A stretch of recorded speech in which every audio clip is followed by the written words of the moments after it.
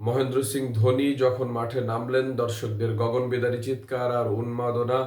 মাঠ যেন ফেটে পড়ছিল, মাঠ যেন নতুন যৌবন পেয়েছিল মনে হচ্ছিল। সেই মহেন্দ্র সিং ধোনির বয়স এখন 43। আপনি যদি এই বয়সে তাকে প্রশ্ন করেন আপনি এখনো কেন ক্রিকেট ছাড়তে পারলেন না, তিনি মনে হয় এক বাক্যে উত্তর দেবেন, দর্শকদের উচ্ছ্বাস উন্মাদনা আর দর্শকদের ভালোবাসার কারণে তিনি বয়সটাকে একটা সংখ্যায় পরিণত করে ক্রিকেট এখনো খেলে যাচ্ছেন। মুম্বাই ইন্ডিয়ান্সের বিপক্ষে গতকালকে চেন্নাই সুপার কিংস 4 উইকেটে জয়লাভ করেছে, যেখানে মুম্বাই ইন্ডিয়ান্স 2012 সালের পরে আইপিএল এর কোনো প্রথম ম্যাচ জয়লাভ করতে পারেনি। গতকালকেও সেই ধারাবাহিকতা মুম্বাই ইন্ডিয়ান্স বজায় রেখেছে।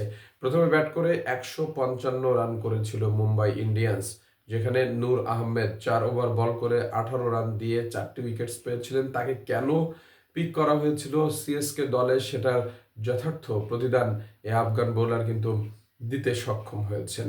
রোহিত শর্মা কালকে একটা লজ্জার রেকর্ড করেছেন। তিনি 0 ডাক মেরেছিলেন। এর আগে তিনি 18 ওভারে পর্যন্ত ডাক মেরেছেন। তার আগে সমান সংখ্যক বা তার অধিক ডাক মেরেছে মাত্র 2জন ব্যাটার ভারতীয় যারা আইপিএলে। এই হচ্ছে মোটামুটি খবরাখবর। মহেন্দ্র সিং ধোনি 43 বছর বয়সে কালকে ব্যাট করতে নেমে কোনো রান তিনি করতে পারেননি, 2টি বল খেলেছিলেন। তবে তিনি যেটা করেছিলেন প্রথম ইনিংসে মুম্বাইয়ের সূর্যকুমার যাদব 29 রানে আউট হয়েছিলেন।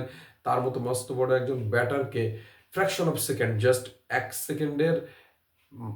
সেকেন্ডের ন্যানো সেকেন্ডও বলা যায়, 0.12 সেকেন্ডের মধ্যে তিনি কিন্তু আউট করতে সক্ষম হয়েছিলেন। জবাব দিতে নেমে ঠিকঠাক মতোই পৌঁছে যায় সিএসকে 19 ওভারে 1 বলে, যেখানে রচিন রবীন্দ্রা আইপিএল এর ক্যারিয়ারে তার সর্বোচ্চ রানটি করেছেন। 65 রান তিনি করেছেন।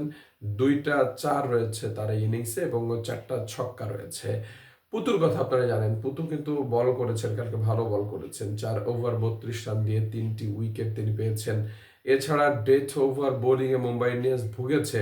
দেখা যাক এখান থেকে বের হয়ে আসতে পারে কিনা শেষ পর্যন্ত। পুতুর সাথে যদি অন্য কোনো বোলাররা সেরকম কোনো সাপোর্ট দিতে পারতেন তাহলে কিন্তু ভিন্ন চিত্র দেখতে পারতাম আমরা। এবং পুতু শেষ ওভারে রাচিন রবীন্দ্র 2টি ছক্কা হাঁকিয়েছেন, তা না হলে তার যে ইকোনমিটা সেটা কিন্তু অত্যন্ত ভালো ছিল।